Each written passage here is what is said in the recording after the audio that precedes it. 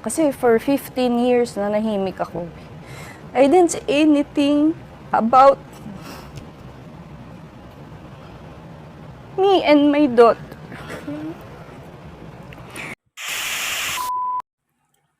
Kumusta po at magandang araw sa inyong mga kadrama.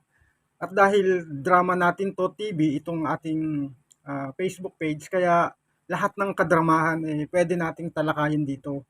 At ito na nga mga kadrama, mayroong nagba-viral ngayon at pinag-uusapan sa social media na talaga namang gumulat at yumanig sa mga netizen, sa mga marites. Dahil nga dito sa bagong issue na bumulaga sa marami. Ito ay tungkol sa pagkakaroon ng anak sa labas ng Pinoy King of Rap na si Francis M. Na after 15 years ay ipinakilala ng kanyang ina itong naging anak nila ni uh, King of Rap na si Francis M. Kaya nga, totoong yumanig at nanggulat sa social media ang paglabas ng isang babae na nagpakilalang naging karelasyon ng Pinoy King of Rap na si Francis M. At ito ay nagpakilala na siya si Abigail Rait mula sa Cavite. Yung naging paglabas niya at pagpapakilala niya ay nangyari sa loob ng tindahan o phone store ng kilalang vlogger na si Bustoyo. Kasama ni Abigail Rait yung isang dalagita na ipinakilala niyang anak nila ni Francis M.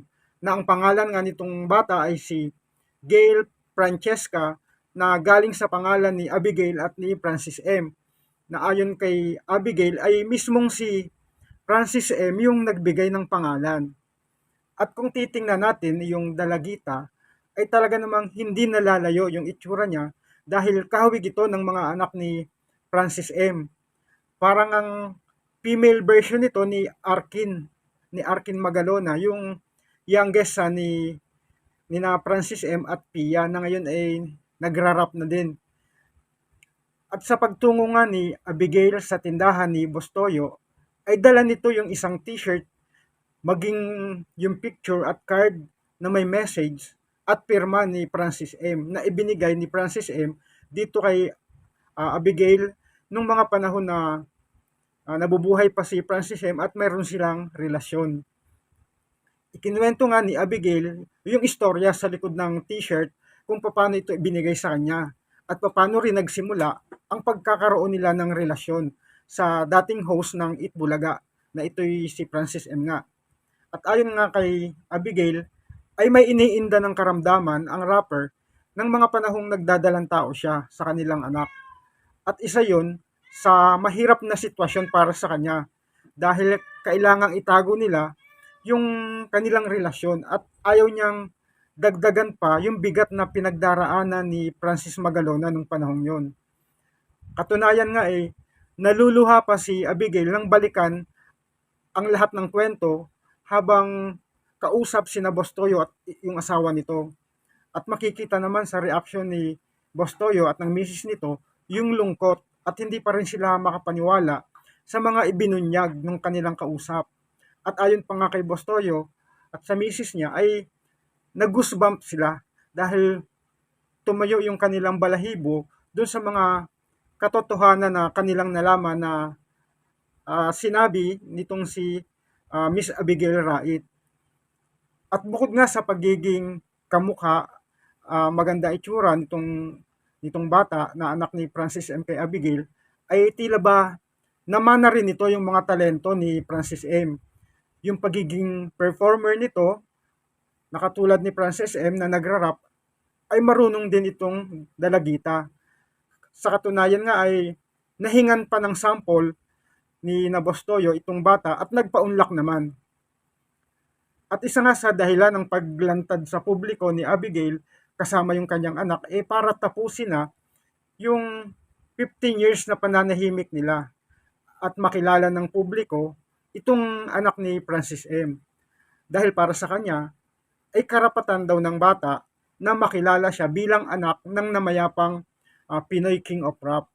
At sa pagtatapos nga ng video na naka-upload sa YouTube channel ni Bostoyo, nagkasundo sila sa halagang 500,000, half million para maibenta ang t-shirt ni Francis M. Bagamat ayon kay Abigail ay wala itong katumbas na halaga. Ang gusto lang niya ay ma-showcase at makita ng iba yung memorabilia ni Francis M na ibinigay sa kanya. Maaaring yung iba hindi maganda ang maging reaksyon ng mga netizen, ng mga marites tungkol sa alaala ni Francis M na parte na ng buhay ni Abigail. Pero siya ang nakaalam ng naging desisyon niya kung bakit niya kailangan itong ibenta o mapasa kamay ni Boss Toyo. Isa pa, higit naman sa t-shirt na ipinagbili niya, nasa kanya pa rin. At mas pinahahalagahan niya yung alaala ni Francis M na ito nga yung pananatili na ito nga yung kanilang pagkakaroon ng anak, isang buhay na alaala na at ito nga yung pagkakaroon nila ng anak na isang buhay na alaala na mananatiling kasama niya at bahagi ng literal na may pagyanig itong episode na ito.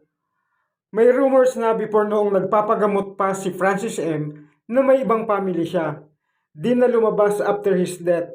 Salute to Miss Abigail kasi kinaya niyang itago sa public for 15 years. And right now, swabe lang yung pag-reveal niya. There is still pain sa part niya. Pero tanggap sila ng publiko, lalo na ng fan ni Francis M.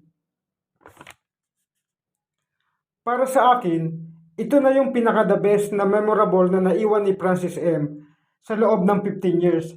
Naitago ni Ma'am at sigurado pag napanood ito ng media, pag-uusapan ito ng mga marites. Sisikat ang bata na ito, magaling din siya sa rap.